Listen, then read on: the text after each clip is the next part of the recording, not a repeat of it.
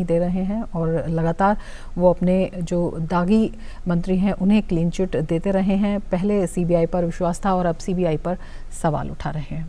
और अब देख लेते हैं इस वक्त की हेडलाइंस।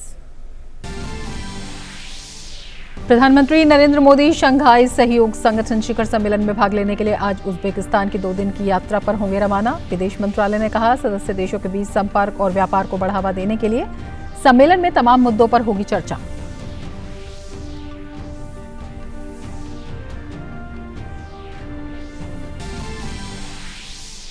समरकंद रवाना होने से पहले प्रधानमंत्री नरेंद्र मोदी ने कहा, एससीओ शिखर सम्मेलन में सामयिक, क्षेत्रीय और अंतर्राष्ट्रीय मुद्दों पर होगा विचार विमर्श। एससीओ के विस्तार और संगठन के भीतर बहुआयामी और पारस्परिक रूप से लाभकारी सहयोग को और मजबूत करने पर किया जाएगा विचारों का आदान प्रदान।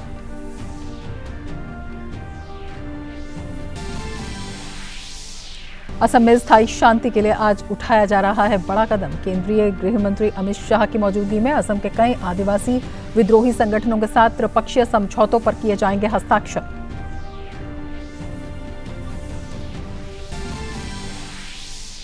दिल्ली की आबकारी नीति में हुए घोटाले में शामिल एक और आरोपी का स्टिंग आया सामने। भाजपा ने प्रेस कॉन्फ्रेंस कर दिल्ली सरकार की आबकारी नीति पर साधा निशाना। कहा, केजरीवाल ने चुनिंदा लोगों को पहुंचाया फायदा। केजरीवाल पर काले धन को सफेद करने का लगाया आरोप।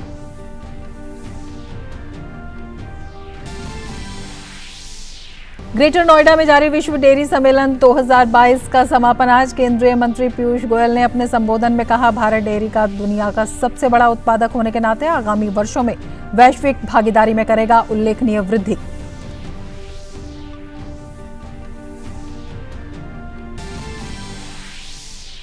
विश्व स्वास्थ्य संगठन ने कहा, कोविड महामारी से मिलेगी जल्द निजात, लेकिन जारी रखने होंगे प्रयास। डब्ल्यूएचओ की उच्च जोखिम वाली देशों से 100% टीकाकरण और जांच पर जोर देने की अपील।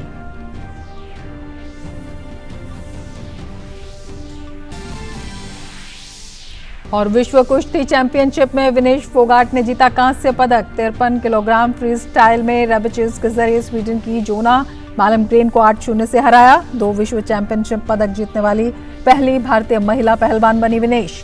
निशा दहिया 68 किलोग्राम वर्ग में कांस्य पदक के लिए आज खेलेंगी।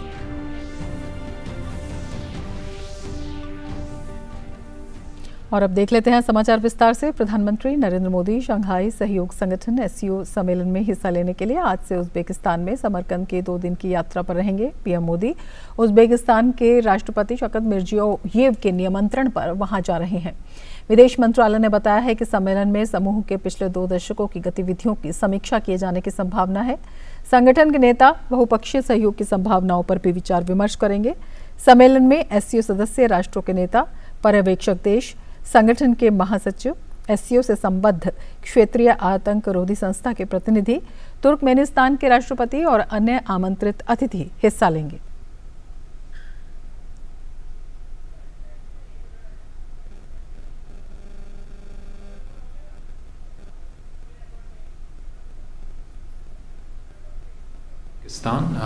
Mr. Shaukat Mirziyoyev, Prime Minister Shri Narendra Modi will be leaving later this evening for a 24-hour visit to Samarkand, Uzbekistan, to participate in the 22nd meeting of the Council of Heads of State of the SCO.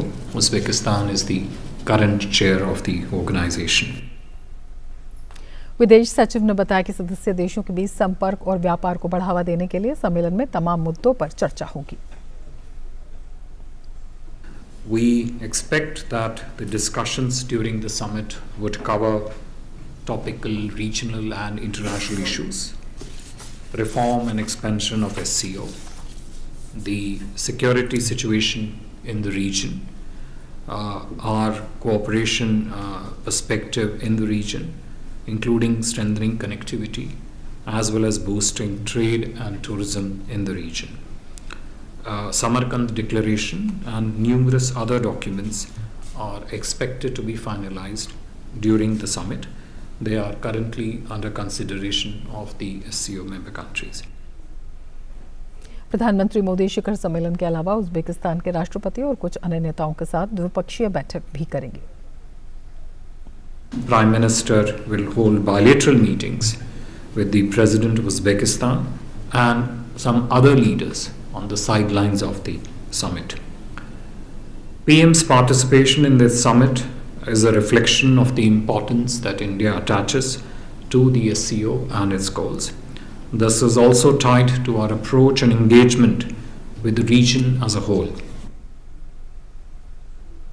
Uzbekistan की 2 दिन की अपनी यात्रा पर रवाना होने से पहले प्रधानमंत्री ने कहा है कि शंघाई सहयोग संगठन यानी एससीओ के राष्ट्राध्यक्षों की परिषद की बैठक में भाग लेने के लिए उज़्बेकिस्तान के राष्ट्रपति शौकत मिर्जियोयेव के निमंत्रण पर समरकंद का दौरा करूंगा। उन्होंने अपने बयान में कहा कि मैं एससीओ शिखर सम्मेलन में सामयिक, क्षेत्रीय और अंतर्राष्ट्रीय मुद्दों, एससीओ के विस्तार और संगठन के भीतर बहुआयामी और पारस्परिक रूप से लाभकारी सहयोग को और मजबूत करने पर विचारों के आदान प्रदान करने के लिए तत्पर हूं। साथ ही उन्होंने बताया कि उज़्बेकिस्तान की अध्यक्षता के तहत व्यापार, अर्थव्यवस्था, संस्कृति और पर्यटन के क्षेत्रों में आपसी सहयोग के लिए कई निर्णय लिए जाने की भी संभावना है। इसके अलावा उन्होंने कहा कि समरकंद में राष्ट्रपति मिर्जियोयेव से मिलने के लिए भी मैं उत्सुक हूं। 2018 में उनकी भारत यात्रा को याद करता हूं। उन्होंने 2019 में वाइब्रेंट गुजरात समिट में गेस्ट ऑफ ऑनर के रूप में शिरकत की थी। प्रधानमंत्री ने साथ ही कहा कि इसके अलावा मैं शिखर सम्मेलन में भाग लेने वाले कुछ अन्य नेताओं के साथ द्विपक्षीय बैठकें करूंगा। एससीओ समिट में चीन के राष्ट्रपति शी जिनपिंग और पाकिस्तान के प्रधानमंत्री शहबाज शरीफ भी हिस्सा लेंगे। मौजूदा भू राजनीति के मद्देनजर इस समिट पर पूरी दुनिया की नजरें हैं।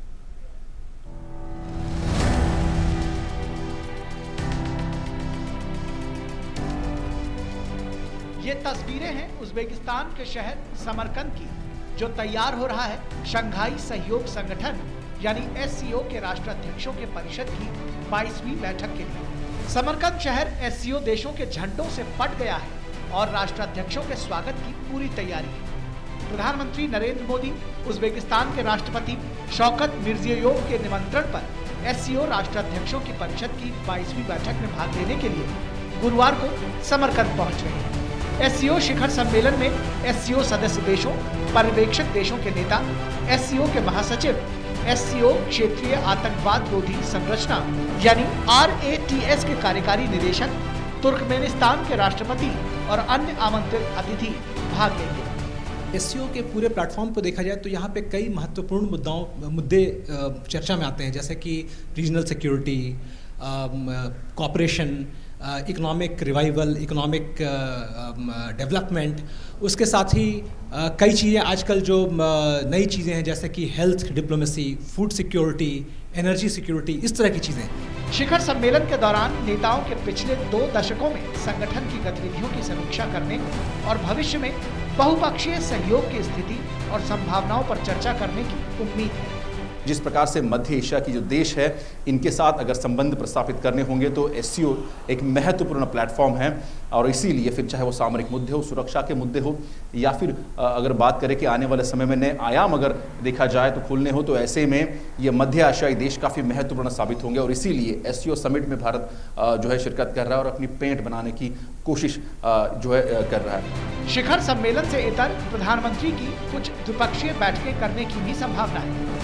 इस समय एससीओ में 8 देश हैं, जिसमें भारत, चीन, कजाकिस्तान, किर्गिस्तान, रूस, ताजिकिस्तान, उज़्बेकिस्तान और पाकिस्तान शामिल हैं। सम्मेलन में 15 देशों के नेता शामिल हो रहे हैं। इनमें 8 सदस्य देश, 3 पर्यवेक्षक देश और 4 आमंत्रित देश हैं।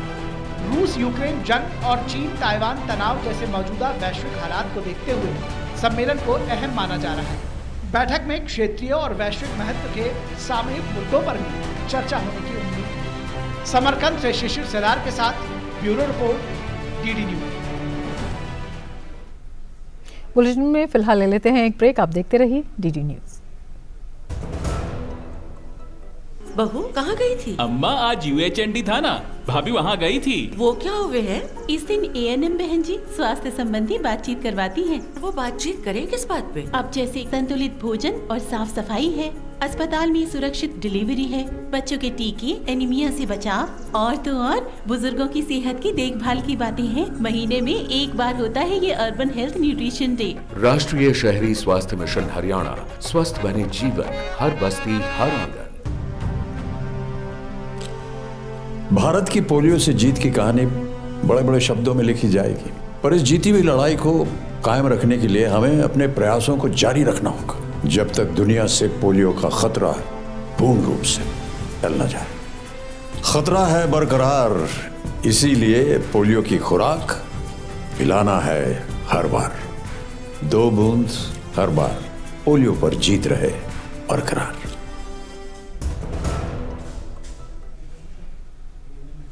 ब्रेक के बाद फिर से आपका स्वागत है। आगे बढ़ते हैं। पूर्वोत्तर में शांति और स्थायित्व मोदी सरकार की बड़ी उपलब्धियों में शुमार है। असम में स्थायी शांति के लिए आज एक बड़ा कदम उठाया जा रहा है। केंद्रीय गृह मंत्री अमित शाह की मौजूदगी में आज नई दिल्ली में असम के कई आदिवासी विद्रोही संगठनों के साथ त्रिपक्षीय समझौतों पर हस्ताक्षर किए जाएंगे। असम सरकार के मुताबिक इस त्रिपक्षीय समझौते में शामिल होने वाले समूहों के साथ पहले से ही संघर्ष विराम जारी है। इससे पहले बीते 12 सितंबर को असम के मुख्यमंत्री हेमंत बिस्वा शर्मा ने इन समूहों के साथ बैठक की थी।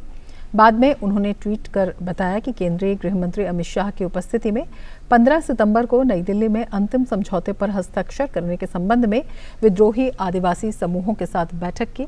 समझौते पर हस्ताक्षर से निश्चित रूप से असम में शांति और सद्भाव के एक नए युग की शुरुआत होगी।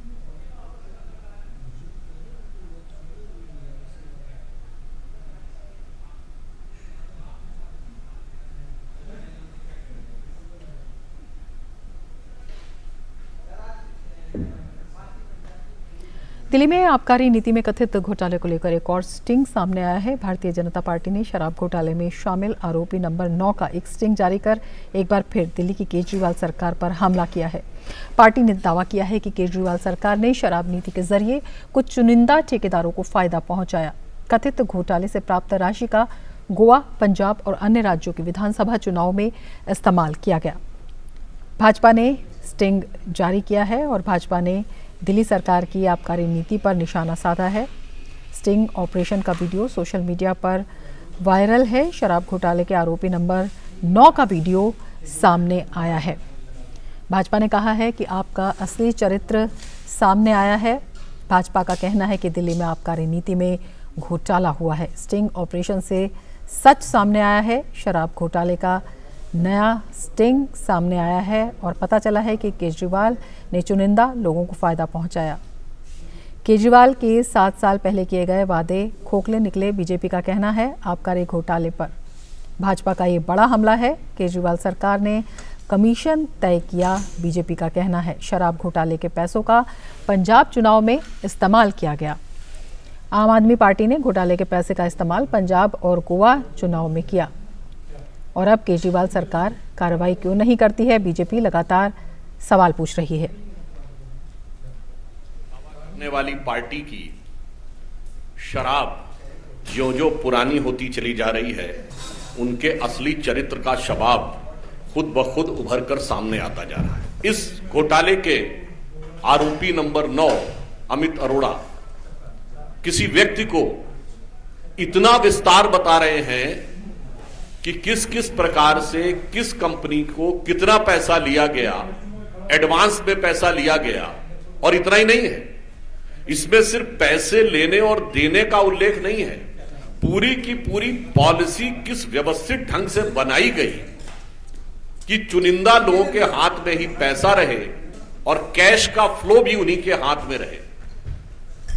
वो चीजें देखकर निश्चित रूप से आप लोगों को भी बहुत दुखद आश्चर्य हो। स्टिंग को लेकर अपने पूर्ववर्ती बयान के लिए माफी मांग लें।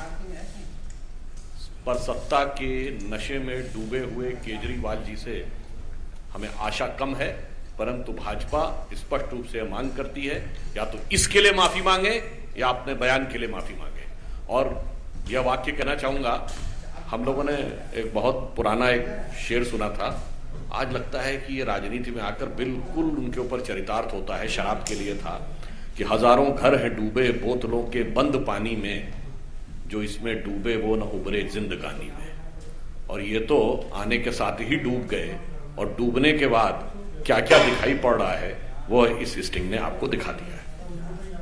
दिल्ली भाजपा अध्यक्ष आदेश गुप्ता ने दिल्ली के मुख्यमंत्री अरविंद केजरीवाल पर भ्रष्टाचार का आरोप लगाते हुए कहा है कि आप केवल और केवल अपने लोगों को फायदा पहुंचाने के लिए काम करती है। इस कदम को जारी करते हुए उन्होंने दिल्ली की जनता के साथ भी धोखा किया है और दिल्ली के राजस्व को हानि पहुंचाई। उन्होंने कहा कि आज देश की जनता आपसे जवाब मांगती है। केजरीवाल सरकार की एक ही है नीति, हर रस्म निभाएंगे भ्रष्टाचार की रीति।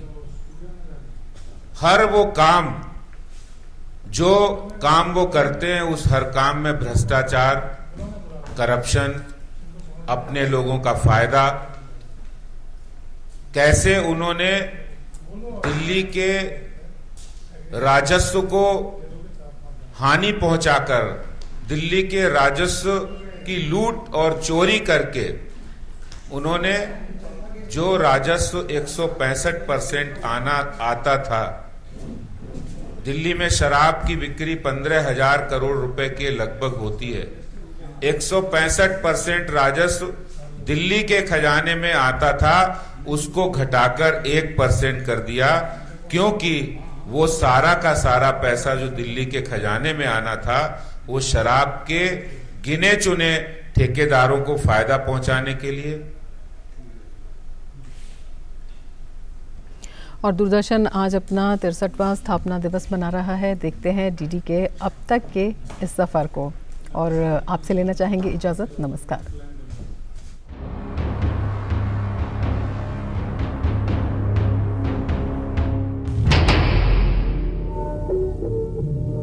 इतिहास का मैं आईना हूं। ये तो आपको मालूम ही है कि मेजर गगारिन पहले आदमी है जो अंतरिक्ष की यात्रा पर गए। First main Kings of Romania. तहजीब का रंग सुनहरा।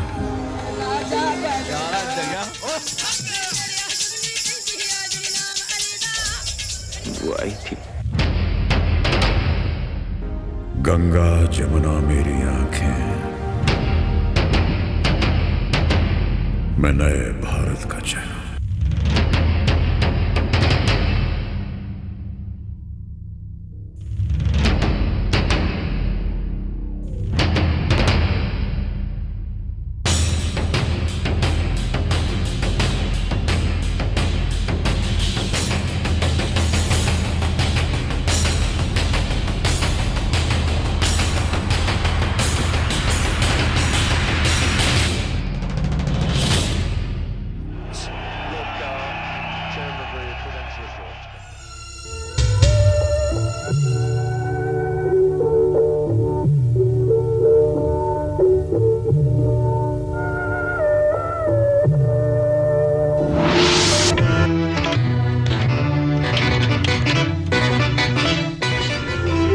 ये है दूरदर्शन। मैं कल भी था, मैं आज भी हूँ, मैं नवयुग का अंदाज भी हूँ।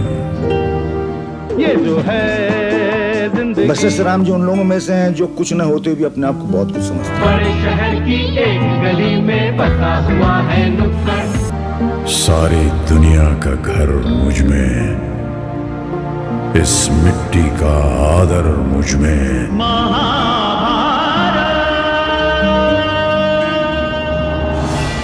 मैं देशभक्त भी गहरा हूं, मैं नए भारत का चेहरा, मैं नए भारत का चेहरा।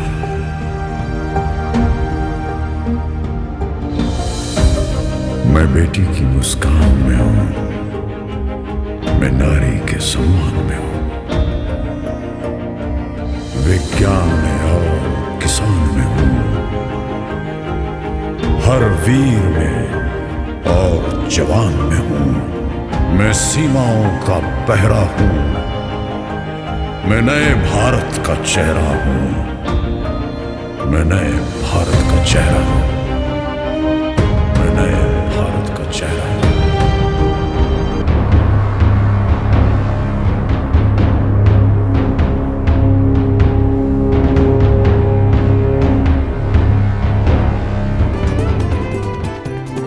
नए तेवर, नए कलेवर, नई धार और नई रफ्तार के साथ डीडी न्यूज पर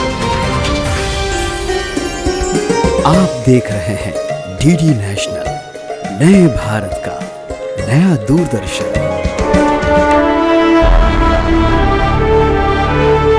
वास्को द गामा, इंडिया बहुत ही प्रॉस्परस है, उनके साथ ट्रेड करो। यहाँ पर बनाने वाले क्या तेरे मन में देश के रागों के संग best friend forever, best friend forever.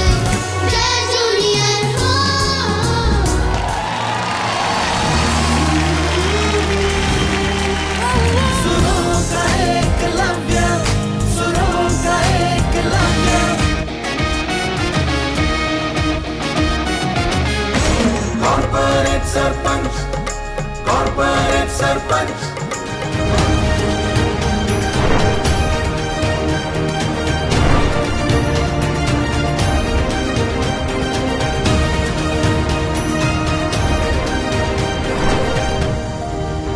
अब चांद पे पांव जमाना है, सूरज से आंख मिलाना है, एक नया सवेरा लाना है, संकल्प नया दोहराना है। न ठहरा था न ठहरा हूं,